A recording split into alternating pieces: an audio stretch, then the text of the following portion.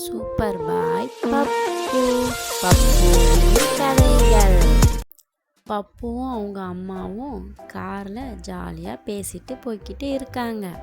அந்த வெளியில் எதிர்த்தா மாதிரி ஒரு பஸ்ஸும் காரும் ஆக்சிடெண்ட் ஆகியிருக்கிறத பப்புவோட அம்மா பார்த்தாங்க. உடனே காரை விட்டு இறங்கி பப்புவும் அவங்க அம்மாவும் அவங்கள காப்பாற்றுறதுக்காக வேகமாக ஓடி வராங்க.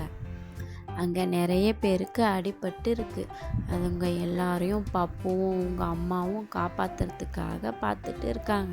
அவங்க எல்லோரையும் கூட்டிகிட்டு போகிறதுக்கு வண்டி இல்லாததால் பப்பு உடனே ஆம்புலன்ஸுக்கு ஃபோன் பண்ணணுன்ட்டு அவங்க அம்மா கிட்ட சொன்னான்.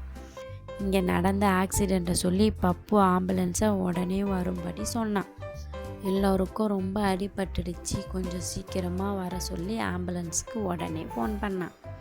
இந்த ஆம்புலன்ஸில் எல்லோரையும் கூட்டிகிட்டு ஹாஸ்பிட்டலுக்கு உடனே வந்துட்டான்.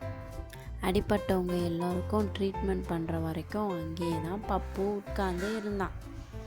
டாக்டர்கிட்ட எல்லா விஷயத்தையும் சொல்லி அவங்க அடிப்பட்டவங்களுக்கு உடனே ட்ரீட்மெண்ட் பண்ணும்படி சொன்னான் பப்பு. அங்கே அடிப்பட்டவங்கள பார்த்து பப்பு உங்களுக்கு சீக்கிரம் குணமாயிடும்னு ரொம்ப பாசமாக பேசினான்.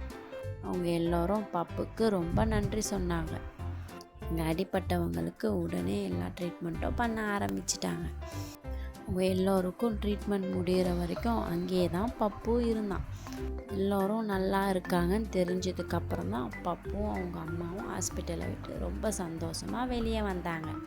மீண்டும் ஒரு பப்பு கதையில் சந்திக்கலாம்.